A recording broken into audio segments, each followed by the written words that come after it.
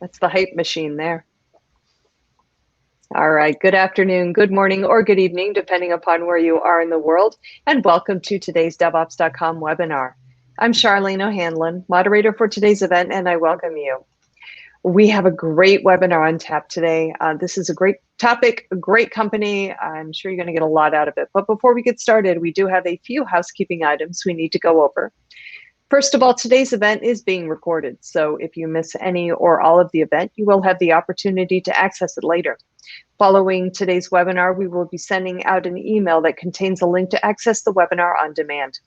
And we are taking questions from the audience. So if at any time during today's presentation you have a question for either of our speakers, please don't wait, don't hesitate, just use your question and answer tab on the interface and submit your questions, and we will try to get to as many as we can near the end of today's webinar. We do have a couple polling questions coming up as well, so hopefully we can get everybody involved in those. And we do have an interactive chat feature, so please feel free to submit your comments, questions, whatever you'd like to tell us on the chat feature, and we'll keep an eye on that as well. And also at the end of today's webinar, we are going to be doing a drawing for 4 $25 Amazon gift cards. So please stick around. Hopefully you'll be one of our 4 lucky winners. All right, with that, let's go ahead and kick off today's webinar, which is Kubernetes cluster headaches. More visibility, please.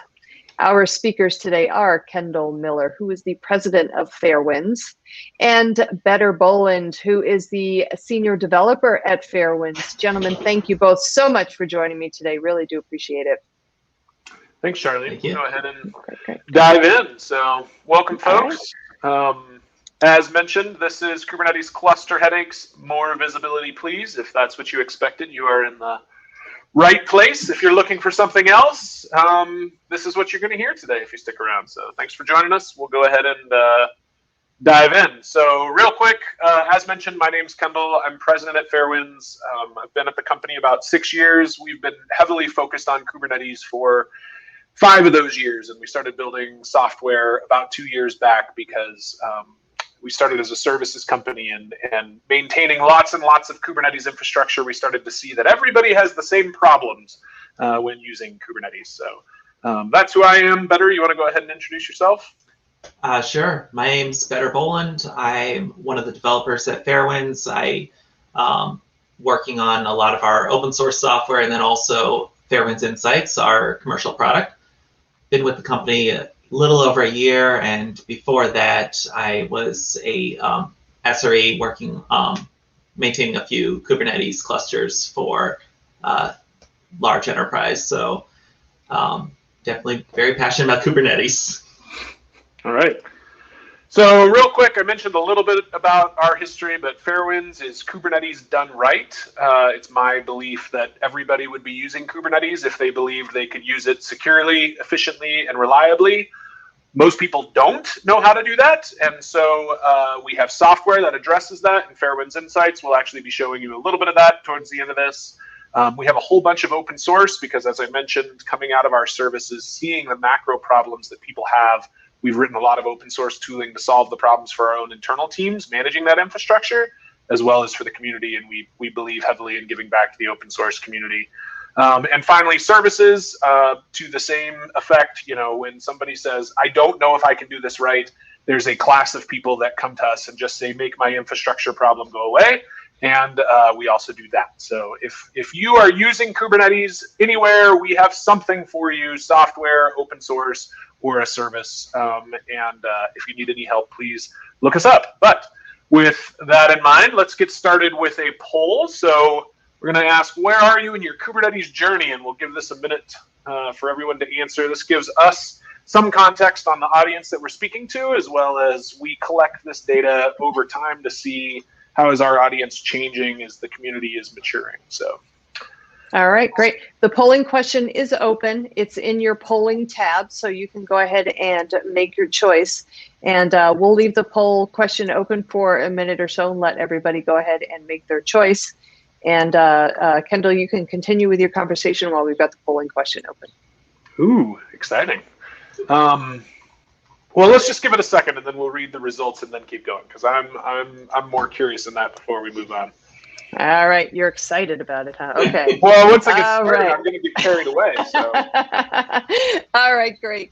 Well, then while we are waiting for the audience to go ahead and make their responses, just a quick reminder that we are going to be doing a question and answer period. So if at any time during today's presentation you have a question for either Kendall or Bader, go ahead and use your question and answer tab and submit it. You can also submit questions into the chat section, and we can certainly move them over into the Q&A for you. Okay, looks like we have a pretty healthy number of responses. I'm going to give folks about 10 more seconds, and then I'll close it out and we'll take a look at the responses. All right, counting us down in 5, 4, 3, 2, 1. All right, the poll is now closed. The question was, where are you on your Kubernetes journey? The majority of folks, 46%, said they are just learning about containers and Kubernetes. And then 22%, the next largest number, said that they have started using it in pre-production. 20% have spun it up in a test cluster, and 12% are actually using it in production now. All right. Well, thanks. And that gives us a good feeling. I think learning about containers and Kubernetes being the highest one is not a surprise. I know that, as I mentioned, I think everybody would be using it if they believe they could do it well, but in the same way that a migration from, and this may offend Bader, but I'm going to use it anyways, migrating from something like Windows to Linux is a big paradigm shift. Bader is a Windows user, that's why he's laughing.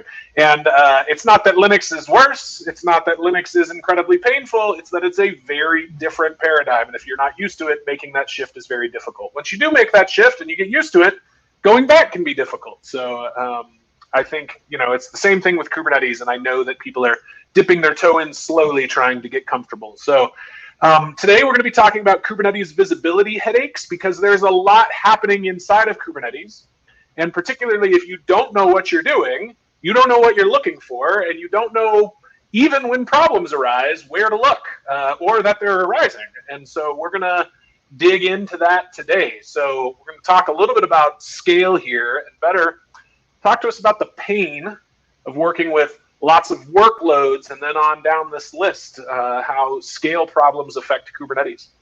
Sure. So I think the easiest thing is, when you are focused on something small, it's so much easier to just get it perfectly right. If you have a single workload running in your single cluster, you can look at everything manually. You can review that YAML. You can have everything code reviewed and all that stuff. When you start getting you can SSH into the pod. I'm not saying you should, but you could if it's that simple. Yeah, absolutely. Yeah.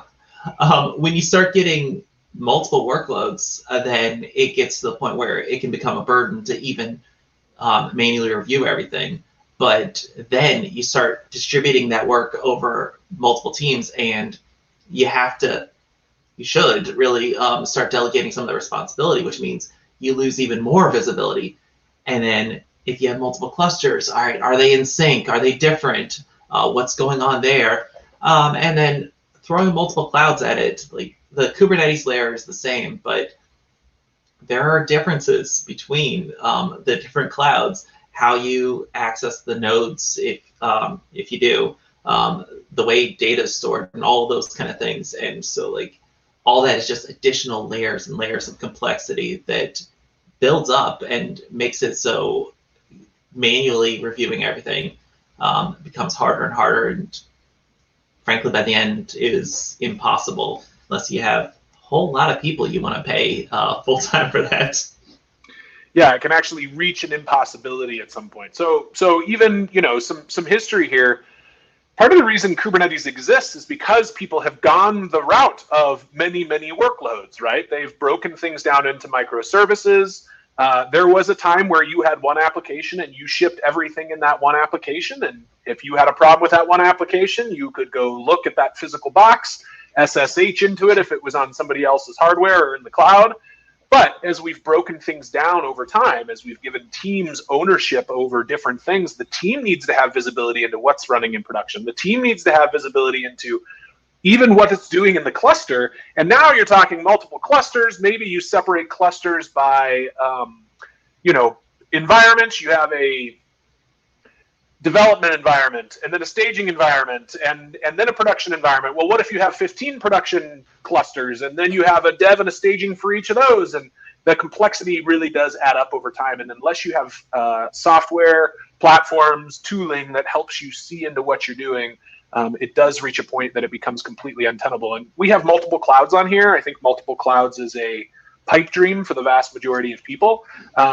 We do manage Kubernetes on all three of the major public clouds, and we have learned a lot of things about making that as repeatable as possible. And there's only so much you can do. At the end of the day, they are different, and they do need to be managed different. So having good tooling around it makes a big difference, because it gets painful at scale. And if something breaks in Azure, did it break because of Azure, or did it break because of something in your cluster? And is it going to then break in Google, et cetera? So I don't know. I added a lot to that. Better. Anything else to say before I move on?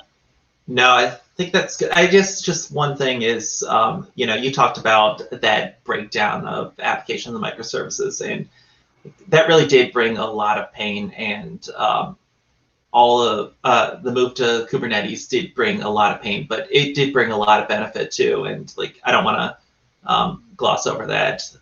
The works at my machine problem is so much less common with Kubernetes when you have, I built this common image and this is the same image running. And when it's accessing infrastructure, it's using common APIs and all that stuff. So there's good and bad to that complexity, but if you get over that, you can get some great benefits.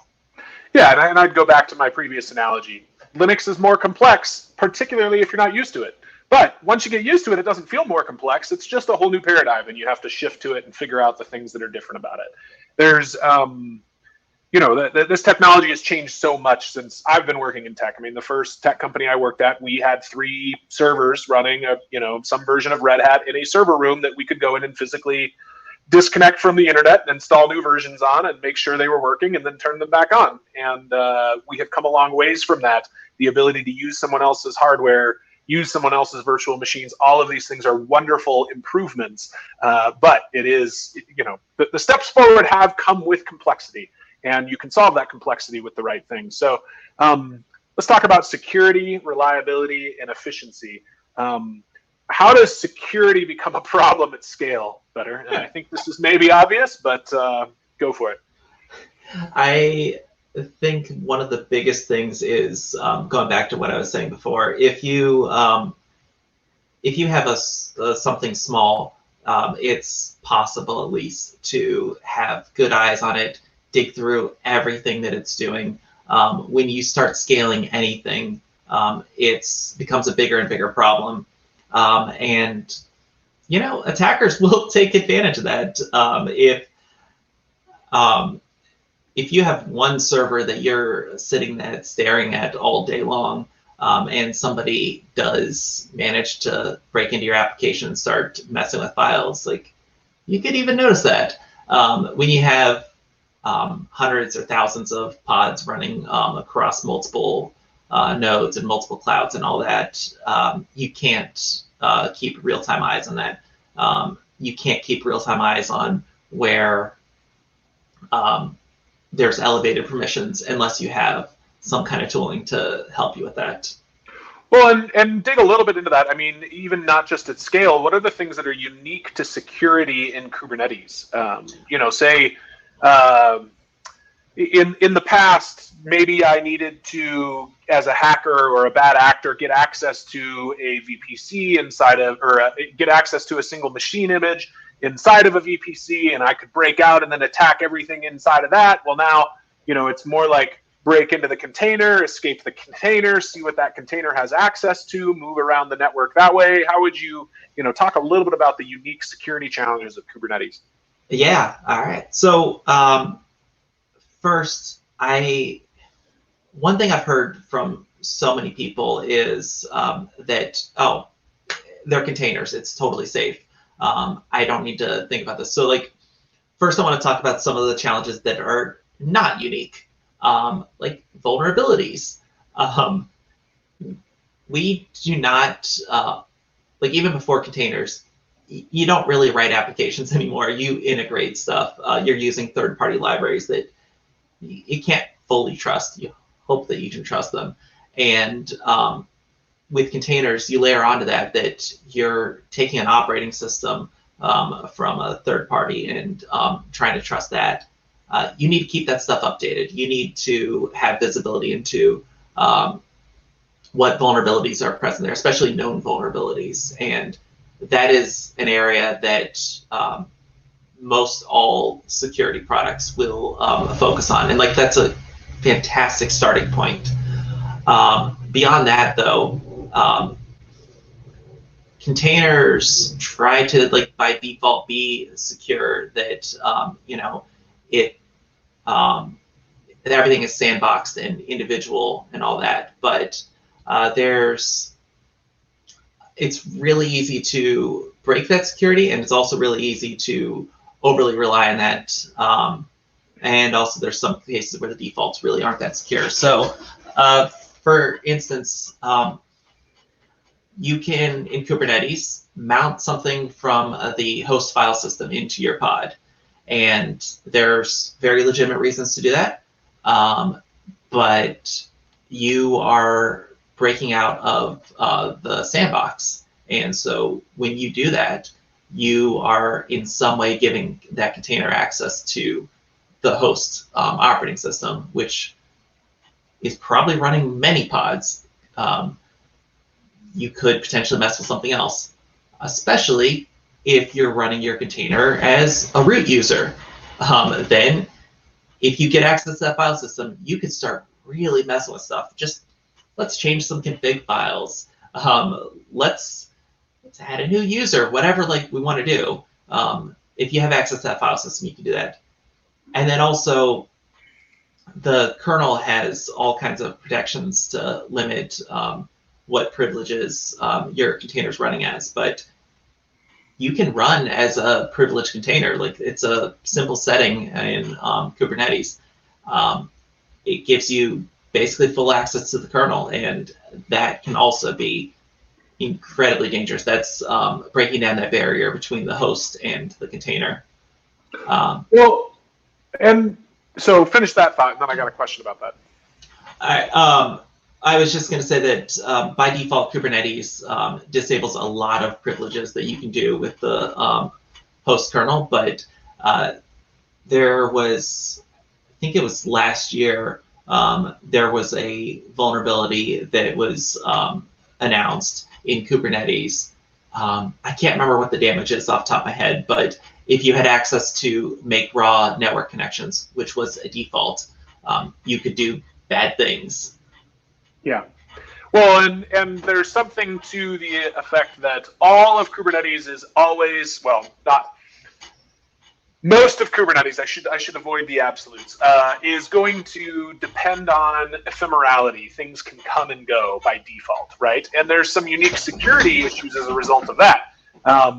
There's, what happens if a pod is killed off and the new one that's brought in is somehow differently configured, or there's been an update that tweaks something small, or your container registry gets hacked and a different container gets put in there, or there's all kinds of things, right, that are sort of unique to Kubernetes that you may be a security expert inside and out on how to use Ansible and Amazon machine images and how to lock them all down with the right VPC permissions and still know nothing about a beginning in the world of Kubernetes, right? Yeah, and with that, going back to your Windows versus Linux thing, it's not necessarily that there's more avenues of attack, but it's different. Different avenues, yeah. Any application, you have some threat of those supply chain attacks, that something you're pulling down is going to be at risk.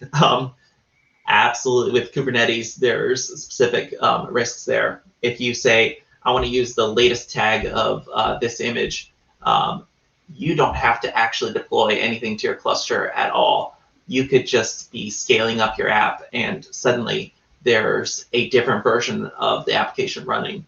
And if it's something you built, maybe that's okay. If it's a third-party thing, that could be terrifying. if they get compromised for 1 minute, push out that vulnerable image or evil image or whatever, then you're at risk there. But one cool side on the flip of that is that because you don't expect you expect your containers to be ephemeral, you can do some really cool secure things, like you can lock down your file system so that it's completely read-only. Then that prevents an attacker from like dropping a virus into your container or modifying your code while it's running in production. All those kind of things that you could have a real risk of in a traditional VM world. And you would need to get in and make changes. And the way that you make changes in Kubernetes is not to go in and change something in something that exists, but change something new and bring that up alongside of it and kill the old one off. Exactly. And that's something, though, that I've seen a lot of people struggle with, that they still look for, oh, we need antivirus running inside all of our containers. And I actually talked to somebody that figured out a way to make that work, which is impressive, scary, but a lot of work for basically zero value if you just take the right precautions ahead of time. Right. Okay, well, so let's move on to, and my doorbell just rang, and I've got a dog barking in the background, so I apologize. I don't know how audible that is, but let's move on to reliability and efficiency and some of the things that are unique about Kubernetes. So you're in the cloud, you can scale. And I mean, even some of the simple things like just turning on auto scaling isn't always a default for everybody. But go down that path a little bit. What about reliability is different in Kubernetes? And we've talked a little bit on that, the ephemerality of things, et cetera. But touch on those a little briefly. Sure. So Kubernetes has a bunch of features built into it to try to let you run your applications in a very highly available, very reliable way. You can have ephemeral environments where nothing gets saved. You can have multiple copies of your application running, built-in load balancing, liveness and readiness probes. So your application doesn't take traffic until it's ready.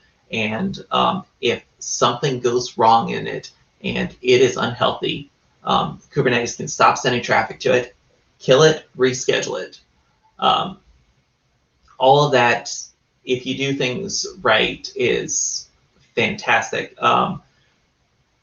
It creates a whole bunch of automated responses to things that traditionally a server goes down and we need to go spin a new one up to make up for it, where Kubernetes is handling that for us, scheduling new things, killing out, it's so how much of IT is jokingly turn it off and turn it back on again, right? And Kubernetes does that for you, which, right, like it shouldn't be that embarrassingly obvious, but this is a big deal that it does that for you. And that's, once again, if you have things configured right, because yes. I had an application that I was running for somebody else, and the application crashed, but the main process that started from did not crash, but like one of the pieces was completely failed. So all of the traffic going to that container was dead. It was returning error messages. Nothing was working right. But they didn't have liveness probes configured on that application. So Kubernetes didn't know anything was wrong. It can't tell the difference between, oh, there's a bunch of error. It doesn't even really look at HTTP errors of the real traffic. But even if it couldn't tell the difference between this is broken versus no, the user's doing something weird. This is supposed to happen. So that was the application's running and it's just not working. Somebody's got to go in, delete that pod, let Kubernetes spin up a new one. So we still did have that turn off and turn back on problem. Yep. Well, and then related to that, the turn off and turn back on problem is efficiency. And if you have Kubernetes configured so that it's going to scale up to meet your workload demands, and you're not watching out for DDoS or some other things that could come under attack, I have multiple friends who are directors of engineering at organizations running Kubernetes that all have a story akin to, and then we got our cloud bill and realized this one service had scaled up, 150x, and we spent $50,000 on a thing that normally costs us $50 a month. And we didn't notice because Kubernetes was scaling it up for us, and we were not using any tooling to monitor that and see that something was going wrong. Right? I mean, do you have you ever done that better? Have you ever accidentally turned resources way up or scaled the heck out of something? When I was in that SRE world, we didn't have node auto scaling.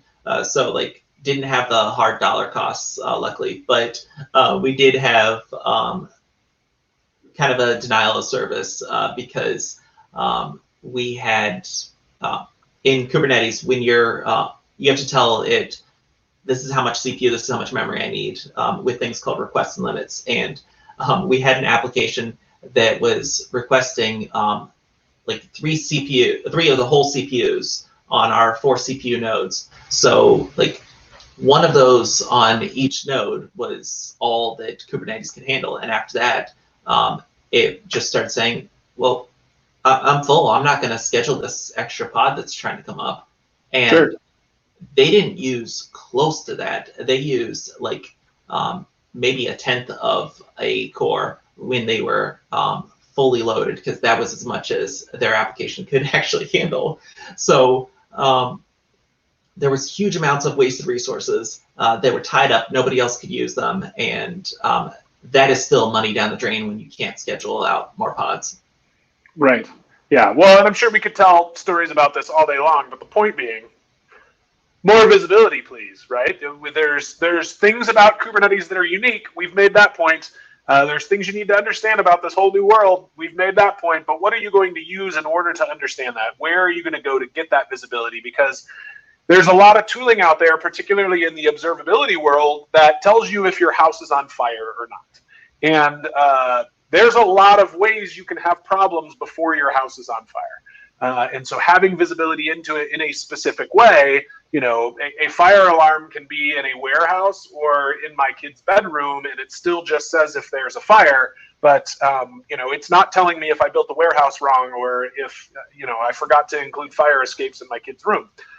That's a really dark example that I didn't quite need to go down. But let's talk about observability and visibility, because I think traditionally it doesn't include these things. So we've talked about security problems we could have, reliability problems we could have, efficiency problems we could have with Kubernetes because it's a new world. But talk a little bit about what do we need to see better in order to know, are we doing these things right? Give a couple examples. Sure. And first, I just want to say, like, Kendall and I were talking about this before, and like he threw out the word observability, and I think I was like, no, like that's not what that means, because like we do get into this mindset of observability is you can see logs and you have a couple key metrics of your application and that's it. And like as we talked through, it's like, no, you know what? Yeah, this all is observability, like all of these things. And I think one of the key things is everything in Kubernetes is an API. It's all stored in YAML, and oh, sorry, I saw a message in the chat and had my name was sorry. So it's all coming back as YAML, and most of the things you want to know about what's running in your cluster and what is where there's risks is found in that YAML. It's just when you get to the point of, okay, I need to scan through YAML of 50 pods, 500, 5,000, it gets out of control really fast. And using a tool to look at that for you and tell you what you need to actually pay attention to is completely critical, in addition to all of the logging and metric stuff that normally falls under observability. Yeah. Well, and so you need tooling that says that part of observability is not just, is my house on fire, but why did my house catch on fire, so that I can go back and trace through it. hey, there's something wrong and we don't know what's wrong. Let's go dig back through all of the tooling that we have that's auditing what we're doing and can say something broke here, something was misconfigured there. Security, reliability, and efficiency are all tied together because they're all related to correct configuration. And if you're, if you're running something inefficiently, that is a great way for a hacker to get in and do something to exploit you from a security perspective. If things are going down and people are panicking and bringing stuff up, that's a great opportunity. It all ends up tied together, and it's all related to configuration. And you need tools that help you dig into what all's gone wrong. And I've said that repeatedly. The problem is that this is what the open source or cloud native landscape looks like. And maybe you've seen this picture, behind Charlie in this picture, if you don't see this show, is the cloud native landscape from the CNCF. And there are a million projects. And if you're a DevOps engineer somewhere sitting down saying, okay, we need to have some observability into this. Are we configuring things right? Are they secure? Are they using out-of-date Helm charts or APIs, or what's going on? Well, we put a small list here, and half of these tools are Fairwinds tools, and it's still, it takes a lot of work just to run all these tools, especially if you have more than one cluster. If you've got one cluster, okay, great, you installed all these open source tools, and now you have 12 dashboards, but only for one cluster. But if you have 50 clusters, or even 3, now you're in trouble. So what are the options? It looks like, I put 2 down in here. You can build your Kubernetes cluster and just cross your fingers and really hope for the best. You can also add open source for every cluster. And we see people do that. We see people spin a lot of their own, like, I'm going to run this tool, this tool, this tool, this tool, this tool, this tool, this tool. And what do you do with that? How do you prioritize things and work through it and actually improve visibility there? And I've said a lot of words about this. Better. Anything that you'd add? Yeah, I want to say that that CNCF landscape it looks completely overwhelming. If you just look at the whole thing, they have broken down into sections, and so it's like, cool, I can look at this one little section is what I care about. And even if you do that, it's still like 20 plus tools in one section, and you can't really give a fair shot of evaluating all of those tools in that. I think, yeah, everything you were saying is really great. It takes, most of these tools are very specialized, so they're going to give you one small piece of the puzzle, and you need to get as holistic of a view as possible. And so if you want to do that, it does take a lot of work, a lot of tools to bring it all together. Well, and then, OPA is listed on here, right? So Polaris is a tool that Fairwinds released. It's one of our better known open source tools. And that gets back to, I think I touched on this at the beginning, that, we can build the world's best infrastructure, but if what people are deploying into it is terrible, it doesn't really matter, right? If the warehouse is filled with flammable materials, it doesn't matter how good the walls are, the place is going to burn down eventually. And so, we noticed that people are misconfiguring certain things regularly. Sorry. And Doug, I see this question. What's the CNCF? Is it like CI/CD? So CNCF is the Cloud Native Cloud First Foundation. Did I get that right? I didn't think first was there. I thought it was just Cloud Native Cloud Native. Cloud Native Computing Foundation. Yeah, thank you. Okay, thank you. That's right. Yeah, I'm like, wait, no, it's not. We're members of the CNCF. Yeah. Cloud Native Computing Foundation. Yes, thank you. It's part of the Linux Foundation. That's right. So it's part of the Linux Foundation. They're responsible for incubating and managing open source projects through that are needed. Everything from Kubernetes is a part of the CNCF. That's the governing body behind it, in the same way that Linux is governed by the Linux Foundation, so that it's a third-party nonprofit organization that's guiding the development of it and the tools that are in the landscape. Does that answer that question, Doug? And you can also use the Q&A, by the way, instead of just chat too, if that's relevant, but feel free to ask wherever. We'll watch. Anyway, so Polaris runs a bunch of checks on the cluster to say, hey, we commonly see people over permission or over provision in these ways, and it runs checks on the code to see what's right, what's wrong, and it can keep you from deploying things that you shouldn't be deploying into a cluster. Then, you know, there's a lot of other tools in this space, but OPA's on here. And, you know, with Polaris, Polaris was written before OPA had wide adoption. OPA is the Open Policy Agent, which has become sort of a de facto standard for writing custom checks to check things in your infrastructure. And you can use OPA, or you can use a tool like Polaris and the syntax that Polaris uses for writing custom checks. And you're going to have some things that are unique to your organization. And even if you run all the world's best tooling, there's still going to be a few things that are specific to your organization. You're going to need a way to write and implement custom checks and stop things from getting into production that you don't want in production. So, yeah. Should I move on from here, Better? Anything to add? No, yeah, let's go ahead and move on, because we could go through all of these tools individually, but there's a lot there, and I feel like we're already pretty far in time. I mean, security and everything. There's just so much. But so, I mean, this is the part where we get to, have we got a solution for you at Fairwinds? And I'm going to dig in a little bit to how this works as a tool, how it addresses a lot of the problems that we've talked about, and how it leverages policy as code, container security, etc. There is a free version of Fairwinds Insights that you can use. There's also a free trial of the entire product. So, you know, let this be as salesy and useful as it can be for you. But if Insights isn't the right thing for you, it's leveraging a lot of open source that you can go work on yourself. Again, I would argue you don't want to have to build that all yourself, but we'll get to that. But there will be something of value in this if you are looking at using Kubernetes or hope to use Kubernetes at some point in the future. So this is Fairwinds Insights, and I'm just going to give you a quick, like, 5-minute demo of all the things in here. There's a lot that happens in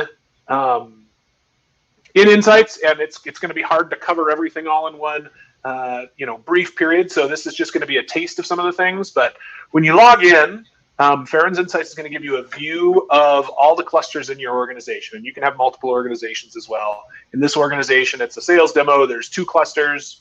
I'll click into the sales cluster, and we're going to break down different things that we're checking according to security, efficiency, and reliability, and we prioritize them.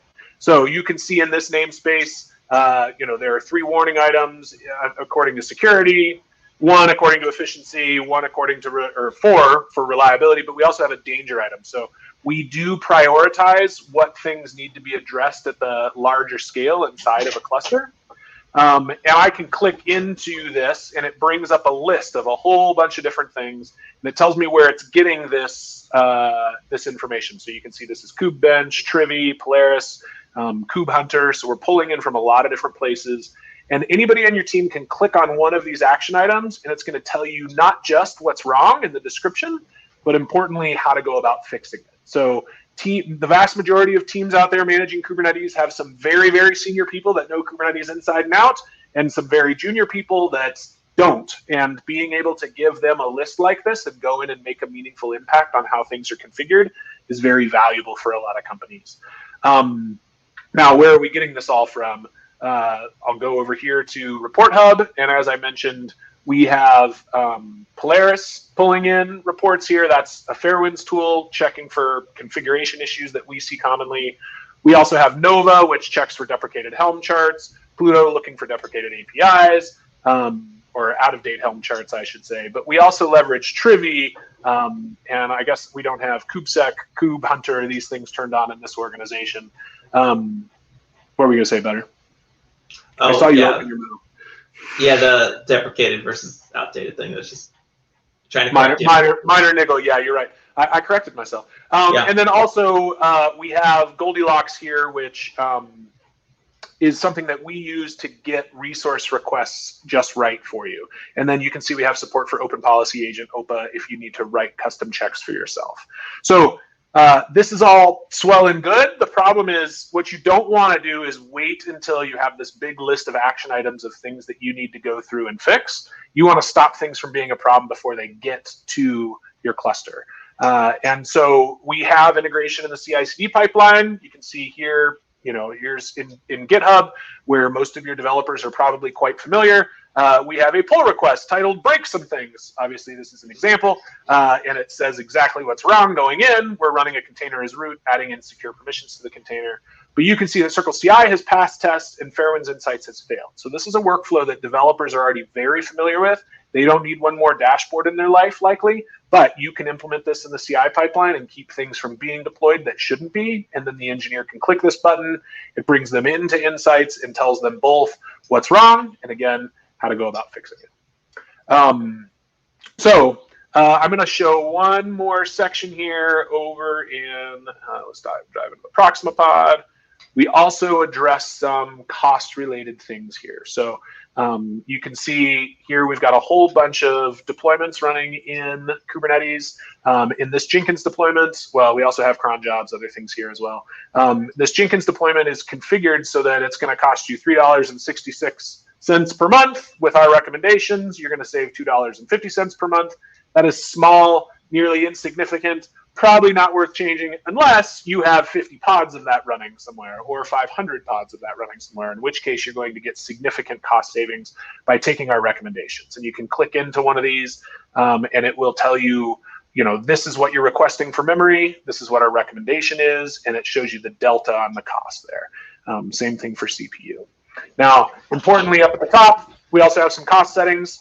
So you can go in here and you can select that you're on AWS or GCP or something else. You can also select your instance type, choose conservative or optimistic numbers, and even set custom numbers according to what's going on there. So when you're using Kubernetes, you're going to be running into lots of problems. I guess there's one more thing here. I'm going to show this is checking for those out-of-date add-ons, and it tells you if it's deprecated, if it's up to date. So you can see not everything's deprecated necessarily, but this one's out of date, and there's a difference there. But it's particularly at scale, managing all of these things. I mean, I talk to customers regularly that say the one thing they can't do is just stay on top of all the different add-ons that need to be up to date in their cluster, and that can overwhelm them. So I want to add to just clarify something. When Kendall was showing on the workloads page those settings of what kind of node you have, those are very important for figuring out our costs. So those cost numbers are based on your infrastructure. If you only paid half as much per hour on your nodes, you would see half the cost. If you end up with nodes that are really heavy on CPU, but you're using a lot of memory, you might see overly high costs and things like that. Yep, and we also have some breakdown on relative daily cost, and you can see, here we had everything shut off for a brief period, so cost went to 0 across the cluster. You can see spikes in, this is a sales demo cluster, so it doesn't get a lot of variability in cost. But so that's Fairwinds Insights. There is a free trial, is available as SaaS or self-hosted, has integration for CI/CD as well as at the admission controller level. There's a whole bunch more there. The point being, this exists because we know people struggle to do things right in Kubernetes. This is a tool that helps you get there easier and do things right better. Go ahead, better. Yeah, a couple other things. So you mentioned the admission controller, and just because of the audience today, I just wanted to clarify that a lot of those same checks that Kendall was talking about, that like you can see, hey, this is going on in your cluster. The admission controller is a way to say, I don't want any of these things from actually being deployed. So when an application is being deployed to my cluster, if it would break things, whatever you deem to be bad, then it could stop it from being deployed. And along those lines, we also have a feature that if you don't like the way that we decide what is important, what's not, you can customize the action items in Insights. You could say maybe vulnerabilities are really important to us, so we're going to set all those to a much higher severity. Maybe we don't care about running as root, so we're going to lower the severity of that. We want a notification if this ever happens, those kind of things. Yeah. Well, so let's move on and get to some Q&A here. So first I'm going to publish a couple of these questions, and then we'll bring on, the next thing is another poll. If you want to bring up that poll, we can dive into the questions while we answer those. Yeah, sure. So the polling question is out now. The question is, what is the greatest opportunity to improve your Kubernetes environment? You can choose from get help with the basics, general best practice assessment, implementing the right security config, saving money, or improving my service reliability. Now the poll is open under the polls tab, so go ahead and make your choice. And like I said before, we'll leave it open for a little bit, let folks go ahead and make their choice. And also, as Kendall said, we are going to be doing question and answer period. So if you do have a question for either Kendall or Bader, please go ahead and use your question and answer tab. We'll be checking the chat queue as well, just to make sure that no wayward questions make it over there. If they do, then we'll just move them over into the question and answer period, or question and answer tab. Yeah, right, we'll give you guys about, go ahead. Well, go ahead. So you can leave the poll open for another second, and then I'm going to go ahead and dive in and start answering some of these questions, and then you can interrupt me and we can show results. Does that work? Sounds great. Okay. So first question, do you consider using multi-cluster an option for visibility, as debugging and inspection will be simple? I'm not sure I fully understand this question. I think we're asking, is there a way to visibly see into multiple clusters, right? Bader, do you have a different understanding of that? Yeah, I think that's what it's talking about, or could be asking about Kubernetes Federation. But I think your interpretation's right, what this was trying to ask. And if not, then feel free to post a link in the chat or ask another question. So deploying to multiple clusters, it's one of those things that we talked about, that it reduces your visibility because you have multiple places to check, and debugging gets really difficult inside Kubernetes at all. But even inspecting logs or inspecting the configuration across multiple clusters, if you don't rely on a tool that aggregates that information across multiple places, then you're going to have to log into each cluster individually and start looking at things individually. And multiple clusters is something you should definitely be doing. At the very least, that non-prod prod split is critical. But even beyond that, you're probably going to, depending on your application, you're probably going to want to have multiple regions or multiple clouds or whatever, if you need that really, really high level of high availability. Yeah. Some people go much further with multi-cluster too. Yeah. Well, let's stop and go back to that poll results. Yep, we can certainly do that. So I just closed the poll result, and the results are, to the question, what's the greatest opportunity to improve your Kubernetes environment? The largest number of folks, 36%, said general best practice assessment. The second most popular response was implementing the right security config, and that was followed by get help with the basics at 21%. Improving my service reliability was 14%, and only 5% said saving money. So there you go. There we go. Well, and so on all of these are all things that Insights does address. There is a free trial, as I mentioned. You can go to insights.fairwinds.com, install the agent. It takes about 5 minutes, and you'll start getting readouts on this. And even if all you do is leverage that free trial period to significantly improve your Kubernetes infrastructure, it's going to be worth your time. And that will give you a general best practice assessment. That will help you with security configuration. It's going to give you a whole bunch of things that you can improve on right away. So I would encourage to go that direction. Okay, let's go back to Q&A. We've got a couple more questions. Oh, let's see here. What just happened? Oh, okay, there we go. Best practices or service offerings for container cluster workload resource planning and prediction. So, well, I have an answer to this, but better, you probably have a better answer. So do you want to start? So I think that I think I understand this question. Predicting resource usage is, I'm going to even go hard and say that it's impossible, really, because there's too many variables before you have good data. And after you're running in production, it's still something that's difficult, but at least possible, because then you have some real data to work with. We use a tool, an open source tool from Fairwinds called Goldilocks. Kendall mentioned it briefly, and it's also something that we ship as part of Insights, but it can monitor your actual usage of CPU and memory in whatever cluster it's in, and give you recommendations for this is how much memory you should request, this is how much CPU you should request. And it's a great starting place to have that conversation from there. If any tool ever promises that they can give you perfect information on that, like, they're lying, especially before you get to production.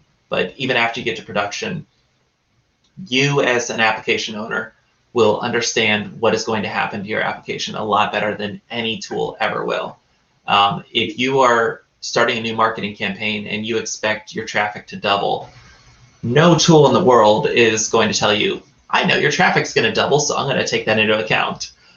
So it always requires some thought and consideration, but at least you can have a starting place. Yeah, and in an ideal world, you spin up a staging environment, you do a bunch of load testing, you know exactly what your load's going to look like, and you load test the heck out of it, and you get some great recommendations, and you see what works, and you tweak it until you get to that Goldilocks zone that's just right. That's why our tool is called Goldilocks. And then you deploy to production with those settings. I've never met somebody who has that good of system, and even if you get very, very close, you're still never going to have load testing that is perfect. So having it, make all those, do the best you can getting into production, and when you get to production, start collecting data on it immediately and tweak accordingly over time. And that's where, tools like Insights are really going to help. And I will also say that when you get that number that this feels kind of close, from there, you also have the human choice of, depending on how important your workload is, do you want to over-provision a little bit and waste some resources, or do you want to under-provision and risk some slowdown? Both could be valid options. Yeah, and to be clear, our tooling is going to suggest both cost savings and cost increases, because there are times where we think that you've requested the wrong resources. So we've got one more question here I'm going to answer quickly and then turn back over. And that's, can I compare clusters in my environment? And boy, have we got a feature that's not published yet for you. There's a bunch of different things related to this. Oh no! My cluster matrix, I'm in the wrong thing. Here we go. I know that I maybe am not even supposed to show this yet, but here's a feature for if you have lots of clusters, so we use this tooling internally for managing our customers that are on our service. And we will have lots and lots of clusters across lots of organizations. And we can go through and see how many danger items do we have in each one, how many action items. Is the Insights agent is out of date in these, right? And you can check different things that you have deployed into it and see what version am I running? Is it the right version, etc. So this is coming probably down the line. It already exists, but it's not publicly accessible necessarily. Go ahead, Bader. In addition to this, there's one other feature in Insights. If you click on that compare button on the left-hand side, yep. You can pick, staging on the left, prod on the right, and this will show you what workloads are unique between one or the other, or what workloads are in both cases, but are different in some way. And this is this is built in with like production in mind. So I've got a cluster in US East and US West. I want to compare them to make sure that they stay in sync and that we didn't deploy a new version in one place, but not in the other. Yep.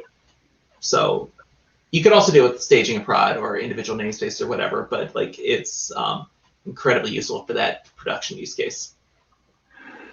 So one last thing here, go check out Fairwinds Insights. We have a free trial for it. We have white papers. We have open source. Fairwinds has something for you if you're using Kubernetes and you're wanting to use it better. Does Insights work in a serverless environment? Insights is specific to Kubernetes. So if you're running your serverless inside of Kubernetes, yes. But otherwise, it's probably irrelevant. And Charlene, I'm going to turn it back over to you. All right, great presentation, guys. Really do appreciate it. And judging from the commentary we got from the chat, in the chat box, I know the audience got a lot out of it too. So just a quick reminder, first of all, thank you very much to everybody who did submit questions during the question and answer period. There were a lot of really great ones. So thank you again for that. And a quick reminder that today's event has been recorded. So if you missed any or all of it, or if you just want to watch it again, you'll have the opportunity to do so. Following the webinar, we are going to be sending out an email that contains a link to access the webinar on demand. And the webinar is also going to be living on the devops.com website, so you can go look for it there. Just go to devops.com/webinars, look in the on-demand section, and it should be right there waiting for you. Okay, real quick before we close things out, I did promise we would be doing a drawing for 4 $25 Amazon gift cards. So without further ado, let's go ahead and get to that. Our first one today is Steve C. Congratulations, Steve. Our second winner today is Matt C. Congratulations, Matt. Our third winner today is Trina J. Congratulations, Trina. And our final winner today is Michelle M. Congratulations, Michelle. We'll be following up with all four of you via email to get your gift card over to you. So please check your inbox. If you don't see something in your inbox, please check your spam folder. All right, Kendall and Bader, thank you so much for a great presentation all the way around. Always enjoy watching you guys do your webinars. Lots of great information and lots of great discussion too. So thank you very much. Appreciate it. Thanks, Charlene. All right. Yeah, thank you. Okay. I also want to thank the audience for joining me today. This is Charlene O'Hanlon, and I'm signing off. Have a great day, everybody, and please stay safe.